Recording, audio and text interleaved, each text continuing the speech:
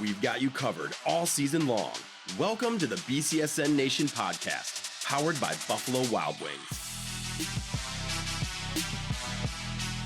All right, here it is. Welcome to Season 3, Episode 33 of the BCSN Nation podcast, powered by Buffalo Wild Wings.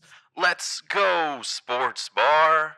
Brandon Carnes here, of course, with Justin Feldkamp, and joining us, it's a baseball week. We've got Bruce Johnson in the house. Time for a little baseball with Bruce, long form edition. And I want to know with you guys, as we're hitting this kind of midway point, getting towards looking a little bit at playoff areas, how do you navigate the ups and downs of your baseball season, of your team, as you're managing dugouts, practices, things like that, Bruce? Well, I think it's different for every coach and every team. If you remember last year, Perrysburg lost 2 games to Anthony Wayne, and Dave Hall kind of had a come-to-Jesus meeting with him. And one of the very few times Dave Hall just laid it on the line. I think with a lot of teams, like we'll go out and we'll get into this later. Tim McCarthy at Sylvania Southview, he's got a younger group that's fighting hard. As we talked yesterday on the phone, Brandon, Luke Himmler threw a great game Monday night. Still didn't get a victory. It's more patience there and making sure the kids stay positive because they could get down really quick. Absolutely. Keeping that positive mentality, Justin. Yeah, I would just say verbal reminders of the focus and the goals and then the fundamentals. The fundamentals will win you games every step of the way. Tiny, tiny little details in any particular inning are going to add up and get you the needed victory. So you can't rest on that fact. You got to enforce that. And then I'd say mix up the drills at practice. You got to have different opportunities where different position players are getting involved. And then you got to incorporate fun. Coaches need the players to come to practice. Coaches have to find ways for players to want to come to practice. So I think if you do that and when you're putting together a practice plan, incorporate some fun where maybe there's a little breath of fresh air for 10 minutes where you're not necessarily drilling things into their heads. And it's more of, hey, let's just go out there and have fun. And one of the main reasons why we're here, whether you're talking about high school baseball or youth baseball, you got to find those opportunities within practice because, hey, a Tuesday or a Thursday when you don't have a game and it's not as exciting, you got to find a way for your players to want to be there. Well, how does it differ on the baseball side of things, right? Because you have, in these cases, unlike football and other sports where you have a time between games, I might have a 3-game stretch in a single week that I have to keep my momentum or keep feeling good about the way things are going when maybe a couple of these games didn't go the way I wanted them to. Well, I think the most important thing, you get better at practice. That's where you get better. Yeah. And if you see something on a Monday and you don't have an off day to a Thursday, that's where you work on it. But you really address it as quickly as possible. And I think we're really blessed in Northwest Ohio. We have some great high school baseball and youth baseball coaches that are doing an absolutely terrific job. And I don't think we focus on that enough. Justin made a great point. Fundamentals is what wins baseball games. If you go back and look at that Southview game, they only got 1 of 4 bunts down on Monday. That was the difference in the game. I guarantee you when they have an open day, they're going to be working on bunting. Do some bunting drills. Well, look, we're ready. Okay, Justin, ready. One more note on that. Yes. Practice. I think so many coaches can sometimes lose track of, hey, we got to get games in. We got to play in tournaments. We got to do this. We got to do this. Practice is where kids develop. Okay? In a baseball game, you're not going to field 72 ground balls. But in practice, you can field 72 ground balls. You can do those types of things, rundowns, covering first for a pitcher on a ball hit to the right side. All those types of things can be developed during practice as opposed to playing 68 games as a 12-year-old. Take that, Allen Iverson. We're talking practice. All right, we've got plenty to come still on the show. Our clip of the week brought to you by Renewal by Anderson. We'll get you caught up on the state of baseball here since Bruce's last appearance. And, of course, our game of the week and so much more. Make sure you're here every single Wednesday at 4 p.m. for a brand new episode of the BCSN Nation podcast right here on BCSN or anywhere you get your audio mediums. BCSNNation.com/podcast. Always an option while you're surfing the net. Follow at BCSN Sports on all your social media pages.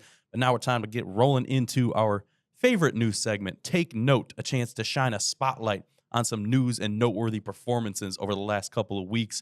Justin, roll into it. All right, I'll go with Trey Rubenstein and a 1-0 10-inning win for Napoleon over Southview. Bruce was on the call for that. How about this stat line? 9 innings pitched, 2 hits, 0 runs and 13 strikeouts. His buddy Parker Woods got the game-winning RBI single in the 10th inning.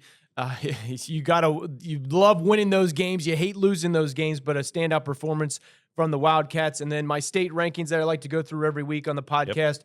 Perrysburg in Division I is ranked 7th in the state. In Division II, we got a number of teams. Anthony Wayne 3rd, Clay 13th, St. John's 15th, Northview 20th. In Division III, Defiance is number 2, Woodmore number 19.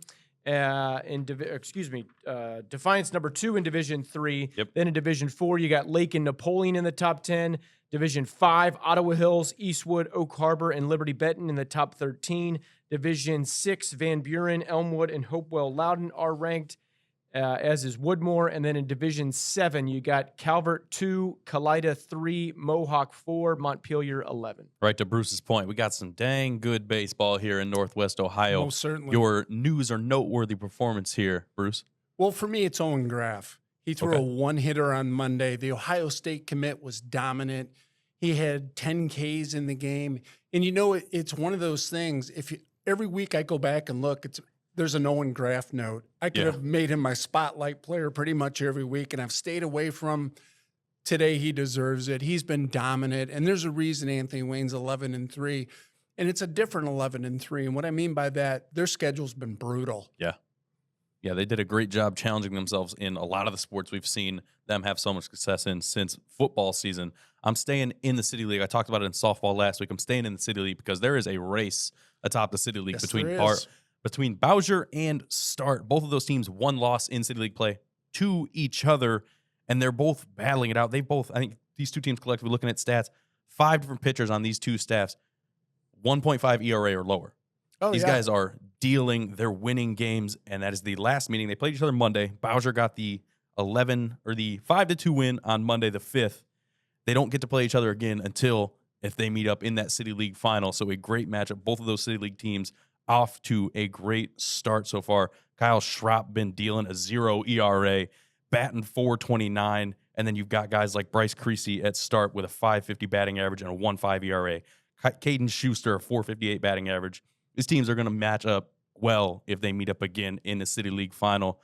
We'll see if that shakes out, but now we got to get back in time. Another recap. We talked about the Battle of I-75 on softball last week. Well, guess what? They met up on the baseball diamond, and they started out in a big way last Friday at Fifth Third Field. Never stop this game at Fifth Third Field. Oh, it's so much fun. Absolutely love it.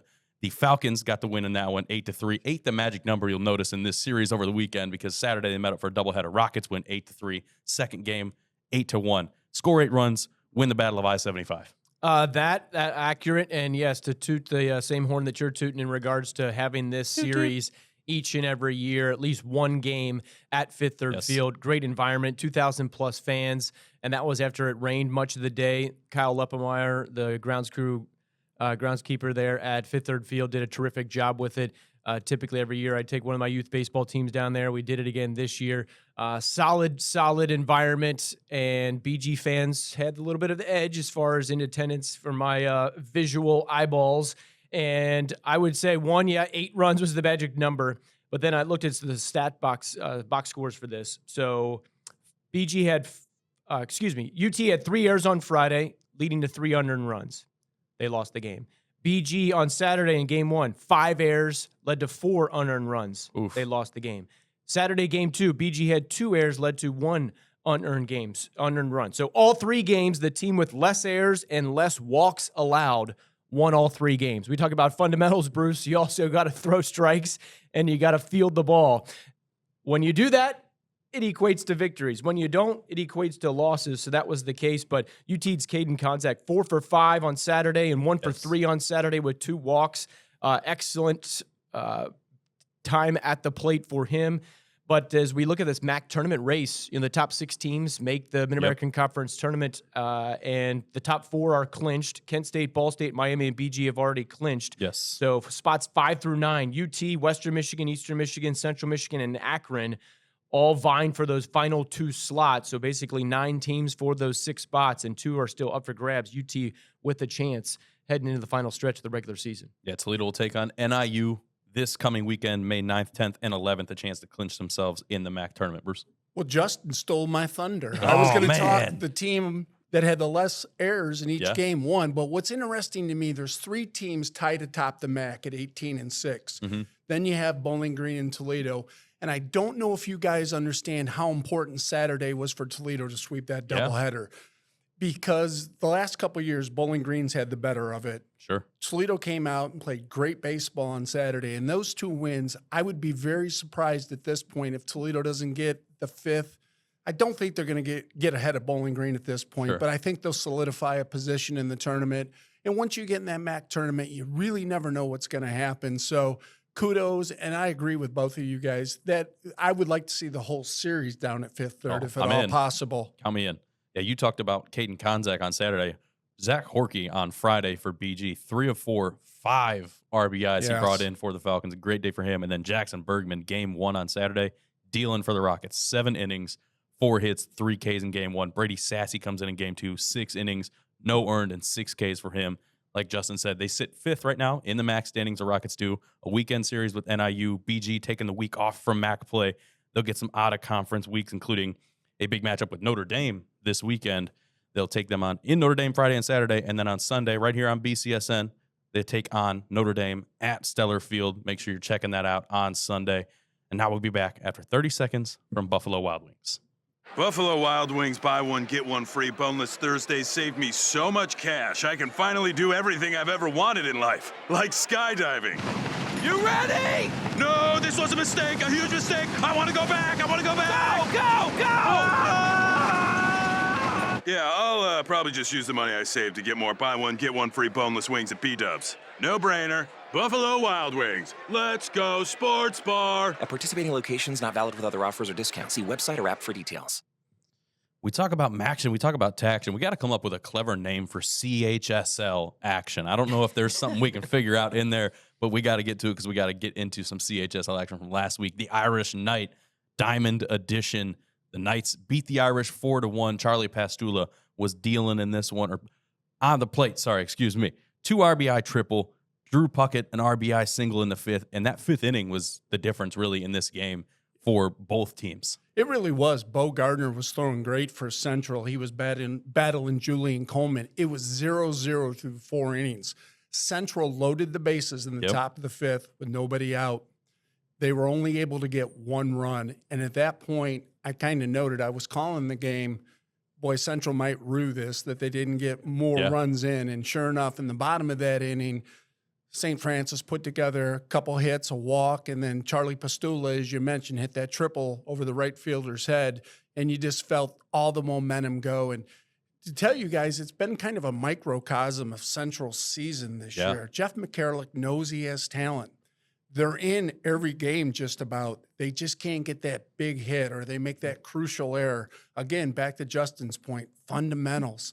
They're not advancing base runners. It's the little things, and it's been very frustrating for Jeff over there. But on the other side, Bobby Edgel's got a nice baseball team, and he's got 2 young sophomore pitchers that are just doing awesome.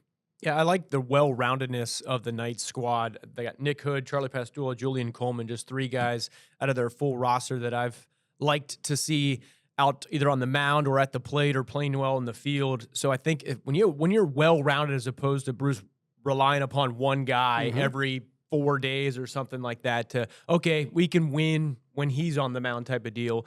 When you are well-rounded, you can say, hey, we can go win in a variety of ways on any given day, whether we're throwing our top guys in a league game or if we're outside of our league play on a Saturday or something like that. But yeah, 1-0 lead for Central Catholic in the 5th inning. Can't get that clutch hit or can't advance a runner over like you mentioned or can't get a defensive play or can't position ourselves to make a fundamental play or throw a guy out in the hole or throw a guy out at the plate or something like that. All of it kind of adds up. But I think for Central, all is not lost. Yes, they're losing more games than they would like to, but they always continue to challenge themselves. It's a guarantee that you're challenged within your league play. But then you can hit the reset button. We've seen it in the basketball playoffs. You can get that fresh bracket, which comes out this coming Sunday evening. and we'll schedule our games throughout the postseason on the BCSN Plus app. But you can get a fresh look at things where you can say, hey, it's a 0-0 slate for the top seed or wherever we're slotted within the bracket. So all is not lost. But yeah, I definitely like what what St. Francis has been able to do over the entire course of the season thus far. If you are Coach 𝗦𝗫𝗀𝗃 and you look at that 5th inning and you take one thing back to practice for this is what we had to do to get those guys in or whatever it may be, what's that one thing you're going to harp on at practice because that was the inning that really decided it? Well, the one thing that's hard to practice is not striking out with a guy Fair in point. scoring position. Yeah. You know, he's going to reiterate, we have to make contact here. We have to put the ball in play. And those kids know that. I mean, they're well coached. Sure. It just didn't happen on Friday, and that's kind of been the story of the season for them. Yeah, Justin's harping note, right? Just hit the ball hard, right? It doesn't have to end in a triple. It doesn't have to end in a double. Put it in play. Make a guy have to make a play. St. Francis, winners of 4 of their last 5. They got a rivalry matchup with St. John's coming up. Central Catholic, they'll take on 𝗏𝗏𝗏 May 8th this Thursday. So we'll see both of them in action. You know what? While we're talking about Central Catholic, let's get into our clip of the week brought to you by Renewal by Anderson. Hit it, Steve.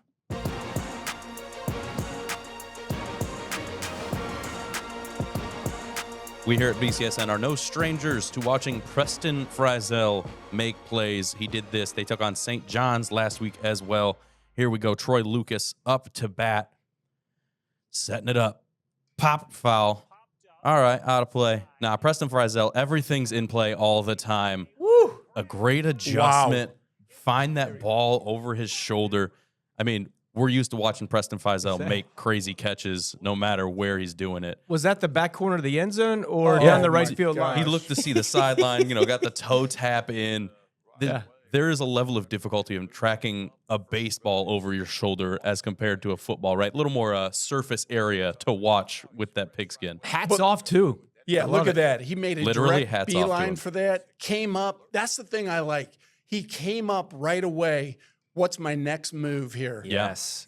The no game hesitation. continues. What I always tell my youth baseball players is, okay, you got one out, but know where you are in the game. There was a runner on second. Yes, he did advance to third, so heads up base running too, by the way. Yeah. But the play is not over. You got to go attempt to potentially get 2 outs, okay? Go get greedy in this situation. You made a superb play, but have the awareness that there's still live action on the field. So, yeah, great play right there. That's why he's got his top 5 choices on the football field down to Iowa, Pittsburgh, Duke, Minnesota, and Cincinnati. But I love the fact that he's playing this sport as a junior, and I hope, depending upon his situation for next year, he'll play as a senior. We saw it with Trey Rubenstein committed to Kent State for football, but still played basketball, still played baseball. I love my multi-sport athletes. And I'll tell you this, Preston Fryzel is going to be a Division I football player. Absolutely. No question about that. If he just focused on baseball, you better watch out. He's got a lot of raw ability. Yeah, it's evident right there. Yes. Yeah, I don't think some people at home realize just how hard it is to track that ball over your shoulder. You're looking at corner of the eye. Am I close to the fence over here? Do I got space? And then, like you said, the wherewithal to turn, find that guy, and make sure no run scores on some crazy play here. Shout out to Preston Fryzel. Our clip of the week brought to you by Renewal by Anderson. More clips just like this over on our TikTok at BCSN Sports. And now it's time. We talked about the Battle of I-75. Now it's time for the Battle of Sylvania. This Friday, May 9th, 5 p.m. on BCSN Plus. Do not miss it. I know it says May 8th on the graphic, okay? Sometimes everybody makes mistakes. Everybody has those days. Hannah Montana. All right, anyways, Battle of Sylvania. Number 20 in Division II, Justin talked about Northview taking on Southview. Both of these teams, maybe the records don't say what they wanted them to at this point, but you talked about Southview's fight. They are battling and had a great one with Napoleon just on Monday. Yeah, and the same thing can be said for Northview. Now, think about this. 2 of Northview's wins are over Perrysburg and Anthony Wayne. Yeah. So when they bring their A game, they can play with anybody. Aaron Tullis does a terrific job out there. Obviously, they were 2022 state champions. Mm-hmm. This team's getting better week by week. Yep. You're not going to want to play them at the end of the year. And for Southview, as we alluded to earlier, they're going to battle hard. Both these teams, you could hear them talking about it Monday. they were ready to go on Monday for Yeah. this game Friday, and I think it'll be a very good baseball game. Yeah, both of these teams are coming off 1-0 losses on Monday. I know they're going to be playing a few games between that Monday loss and then their Friday rivalry game, but that's just an interesting caveat that both of them lost by the same score, 1-0. Northview lost to Findlay, Southview lost to Napoleon, like we were talking about. Southview's recent losses to Ottawa Hills, St. Francis, Napoleon, 3 quality caliber programs and teams. Northview will play Bowling Green on Thursday before the Friday rivalry game. But both of these coaches in text communication to them earlier this week, they said that these types of games come down to doing the little things right.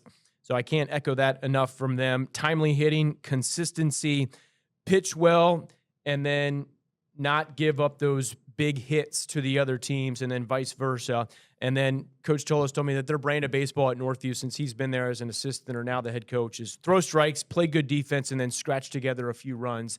That's what this type of game will come down to. For Southview, they were likely going to pitch and play 5 games this week just due to the rainouts, et cetera, and trying to get your league games in and all the other nightmares, for lack of a better term, or sugar-coated term that coaches have to deal with when it comes to weather, not just in our part of the state, but really all across the Midwest when it comes to the rain here. But for Southview, I texted all the coaches to see, like, who's your likely starting pitcher. All 3 of them are like, I don't know, because they're trying to put it together and see what happens on a Tuesday, Wednesday, or Thursday, and how long pitchers go into the game, et cetera. But for Coach Tim McCarthy, he's got to get more timely hitting, put a little more pressure on the defense from the plate, and then try to repeat the pitching performances that they got out of Hermiller on Monday, to be determined who's going to be starting. But they got to take it one game at a time because so much of it is playing catch-up with some of these games. But I'll give you 4 names who I think could star on Friday night. Northview, Colin Tomansky, Connor Draper. Yep. Southview, Brady Holman, Drew Young. Let's see something out of those 4 players. So I went back to the preseason Blade article for both of these teams, and I wanted to see what the coaches said that would be the key to if they got to where they wanted to do. Coach Aaron Tullis, we're a veteran team with young, unproven pitching staff. That has shown in moments where they've been tremendous, and then next game, not so much. Kind of along those same lines, Coach Tim McCarthy. We can compete at a very high level if we just find some consistency. Boy, if you can play like you played on Monday, you're going to win a whole lot more games the rest of the season. See that one this Friday on BCSN Plus at 5 p.m. And now it's time for our Game of the Week, brought to you by Dunn Chevy in Oregon. Hit it, Steve.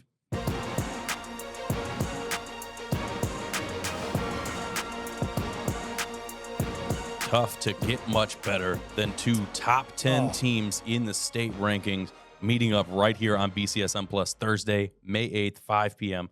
Number 2 in the state right now, Defiance, taking on Division I, number 7, Perrysburg.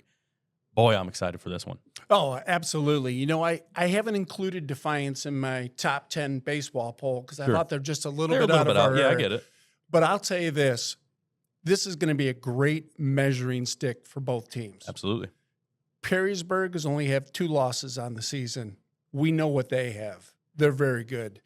Cody Shaw and Defiance, very, very good. Absolutely. If you're not doing anything on Thursday, I would say go over to Jim Leland Field at 5 o'clock. You're going to see 2 of the very best, and either one of those teams could make it to the state Final Four. Absolutely. Justin? Rick Weaver, the head coach for Defiance, has just kind of continued to carry the baton. Coach Held, a legendary coach for the Bulldogs for so many years and tons of contributions to baseball, not only in Northwest Ohio, but across the state. Same for Dave Hall. You know, talk about tradition-rich programs. This is a Perrysburg team that went to the state Final Four this past year. Perrysburg's top hitters, Braxton Mefford, Landon Winters, Aaron Banks, Connor Kessinger, 591 batting average, 400, 385, and 346, respectively, with those 4 Yellow Jackets. The pitchers 1-2 punch with Preston Ferris and Tyler Palmer. Palmer, 28 Ks and 16 innings pitched, the last stats that I saw. Yeah. It's going to be senior day for Perrysburg. I think a lot of, like you said, just casual baseball fans are going to be wanting to be a part of this just because it's 2 tradition-rich programs. This is a barometer type of game that I like to talk about because it's not a league game. It's not going to hardcore factor into any progressive future outcomes, but you can bump yourself up in the state rankings and then get some understanding of, okay, what type of seed can we be in that bracket that comes out on Sunday. So this is definitely a feather in the cap of the winning coach and winning team, because you could say, hey, 3 days ago when you're at that coaches meeting to determine seeding and all that type of stuff, you can say, hey, we just beat Defiance, or we just beat Perrysburg. Yep. Coach Dave Hull told me keys to this game: clutch hitting, locked in on defense, and play small ball on offense, because typically Defiance has quality pitchers, whether it's a league game or not. So I think when you're talking about that, you're going to have to find a way to bunt a runner over or get a good lead off and get a good jump on the pitcher's throw home so you can steal second, maybe steal third. A ball gets past the catcher just by a little bit, not all the way to the backstop where it's a cakewalk to third or second, but being aggressive on the base pass, putting that pressure on the catcher to get up out of his crouch and go get that ball and maybe throw down to second. But you got to be ready for those moments. Can't fall asleep, because those little details in the second inning, fourth inning, sixth inning, last inning could impact the outcome of the game. Justin, you talked about Braxton Mefford, 591, the batting average. We're not a week and a half into the season. He doesn't have 16 at-bats.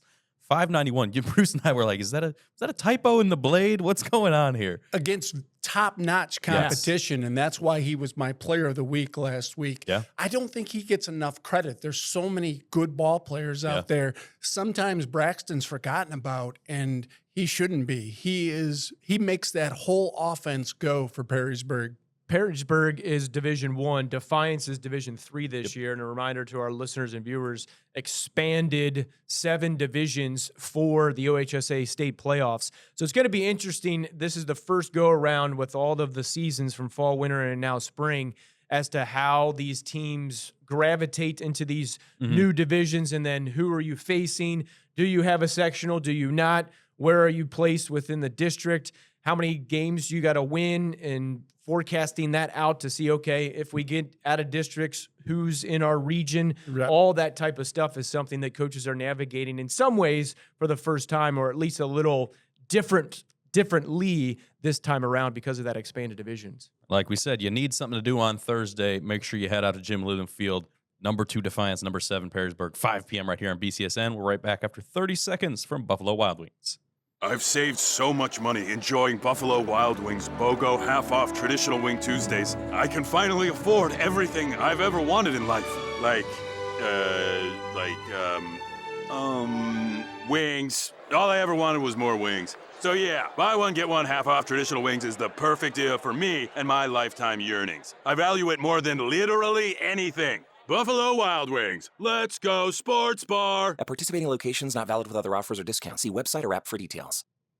All right, time for the Midas Games list. Hit it, Steve. Plenty coming up on BCSN the rest of this week. Tonight, the Walleye are back in action, looking to climb out of a 2-1 series hole against Fort Wayne. And if you see it on the screen, a major softball matchup, Perrysburg and Anthony Wayne. The rematch, Perrysburg to win the first time this season. Tomorrow on Thursday, more Walleye. Oh, don't forget the Hens are in town taking on Iowa. And then Ottawa Hills, Whiteford, a border battle. Defiance and Perrysburg, there's that game of the week on Thursday. And then Friday, guess what? More Hens. Saturday, or the rest of Friday, we got the Battle of Sylvania. And then high school boys lacrosse, St. John's, Anthony Wayne.